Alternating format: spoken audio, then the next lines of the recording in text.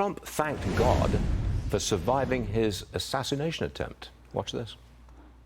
I will tell you exactly what happened, and you'll never hear it from me a second time because it's actually too painful to tell. There was blood pouring everywhere, and yet, in a certain way, I felt very safe because I had God on my side.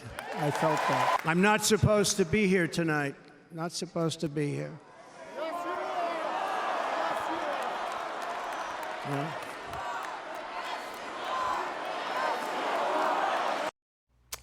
Jonathan Morris joins me now. Jonathan, do you get a little nervous when politicians claim to have God on their side?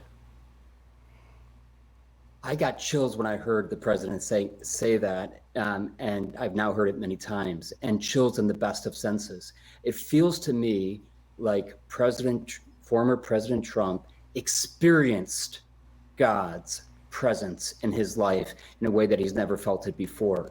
So yes, I get nervous when politicians say, God is in favor of this policy, right? When we try to put God on our side. In this case, Trump was saying, no, God was with me, protecting me. And that was an experience that nobody can deny.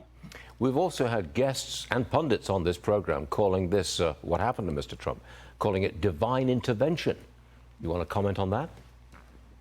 Yeah, I cannot say it was or it wasn't. I know if that had happened to me or a loved one, I would say that's the only way that I can describe it, right? Yep. The other side, of the coin is, well, what happened to the guy who did get killed and the two people who were other people who were injured? So if you look at it from a pure rational perspective, I think you can say we do not understand the ways of God, but the deepest part of Christianity, the deepest tenet of Christianity is that God is a personal God who intervenes in human affairs.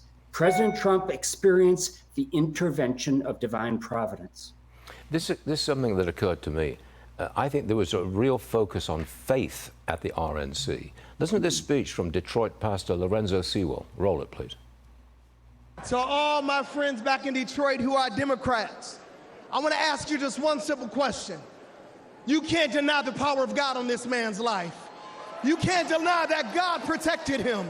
You cannot deny that it was a millimeter miracle that was able to save this man's life. Could it be that the King of Glory, the Lord God strong and mighty, the God who is mighty in battle, protected Donald Trump because he wants to use him for such a time as this?